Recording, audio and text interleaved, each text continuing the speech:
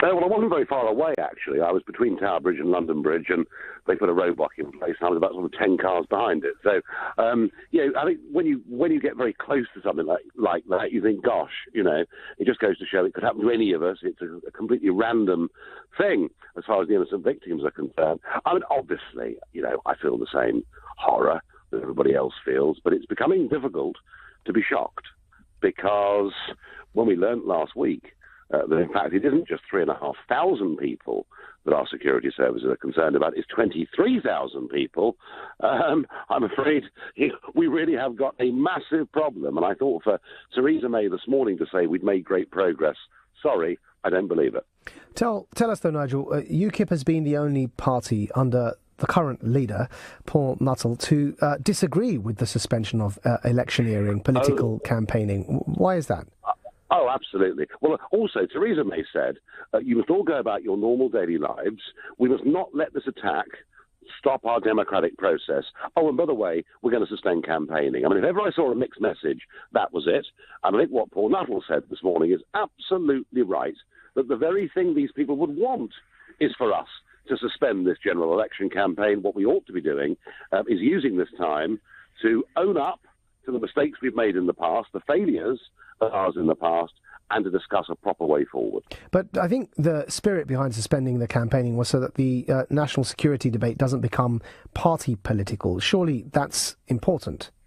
No, it has to become party political. It absolutely must be party political. Look, we've had a situation here where, and you know this better than anybody, that we have behaved, frankly, with kid gloves because of political correctness for fear of being thought to be racist or anything else. And we need to have a proper, open, frank conversation about it. And if certain political parties wish to stay in denial over this, well, that surely is something the public ought to see.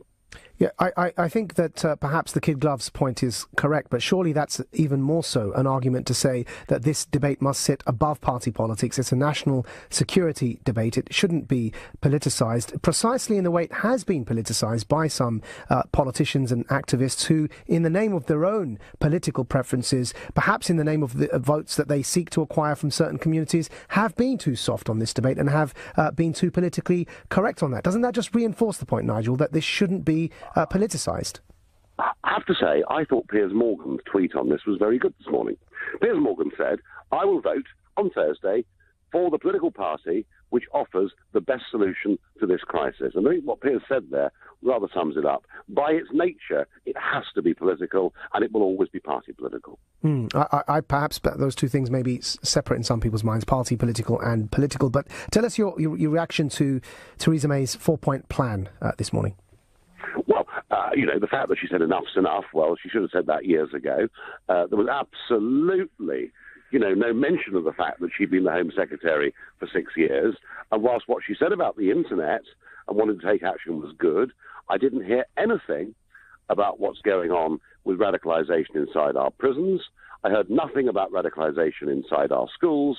And least of all, I heard nothing about the preachers of hate that are allowed into some of the mosques in this country. And it's worth remembering that the Manchester bomber went to the Didsbury Mosque, who had, over the last decade, had some genuine preachers of hate. So, it all sounds a little bit like shutting the door after the horse has bolted. Well, she was Home Secretary for 6 years, so is that not just too little, too late, what she said about enough is enough?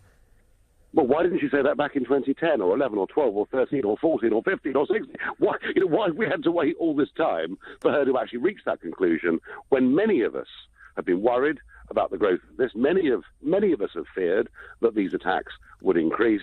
And yet, we were the sort of people that were shouted down for daring to even suggest there was a problem. Now, Nigel, I often worry that politicians find it easy to respond in concrete ways that allow them to turn to people for votes and say, this is what I did. I tangibly, stiffer, longer sentences, more people in jail, or whatever, less immigration. These are figures and facts that you can put to people and say, this is tangibly what I've done. And where they have traditionally shied away from is the ideological debate, whether from fear of naming the problem. Finally, Theresa May's named it as Islamist extremism. Yes. but she hadn't done so before and struggled to do so as Home Secretary. It took David Cameron to do so, but then, of course, she became Prime Minister. But whether it's naming the problem as Islamist extremism or indeed fostering and galvanising those voices within civil society that are seeking to challenge Islamist extremism. So in that context, do you agree, first off, that the bigger problem is the ideological challenge and not simply one of law and order? And then second off, I suppose, to the question is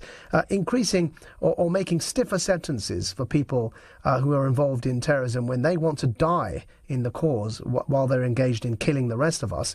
How is that going to deter suicide bombers? Which brings me squarely back to the first point, which is surely the ideological element is what we should be focused on. No, of course. And look, where is this happening? Yes, of course, we need to have a responsible immigration policy. We need to do our best to make sure that refugees are genuine, etc. But, Majid, I said in 2014 that we have an emerging fifth column living in this country. They speak our language, they have our passports and our nationality, and yet they are being radicalised into a set of beliefs that leads them to want to kill us. And if you look at it, we've got deep segregation between the communities in many of our cities. In those areas, we see high levels of welfare dependency and poverty. We do, amongst particularly young men, increasingly see a link between violence, extremism, and the persistent use of drugs, cannabis in particular. So yes, we're not putting people in prison for a long time is dealing with the symptom and not dealing with the cause. So yes, there is a big problem here. And frankly, if people are poor, and if people are living and feeling a bit excluded, they are much more likely to be tempted by extremist ideologies. Finally, Nigel, Trump, he's been having a go at our mayor on Twitter. What do you think of that? Do you agree with him? Quite right too. Our mayor, of course, wanted to ban Trump from even coming to London. And I didn't hear our mayor this morning say that he would work hard, with people within the Muslim community to drive out extremist preachers. If I'd heard him say that, I'd have cheered to the rooftops. I heard none of it.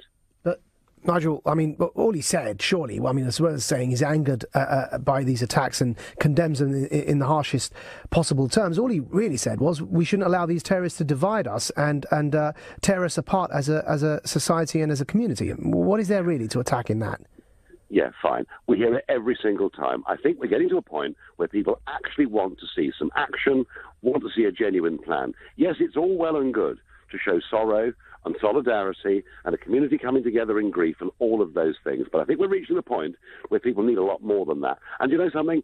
If they don't get a lot more than that, then the demands for internment will grow bigger and bigger and bigger. And I worry that if we go down that route, we will actually create many more martyrs in the process. Right. So just for the record, you don't support those demands, do you, for internment? I'm old enough to remember us doing this with suspected IRA terrorists in Northern Ireland and in the process breeding more. Yeah. All right, Nigel. Thank you. On that note, we'll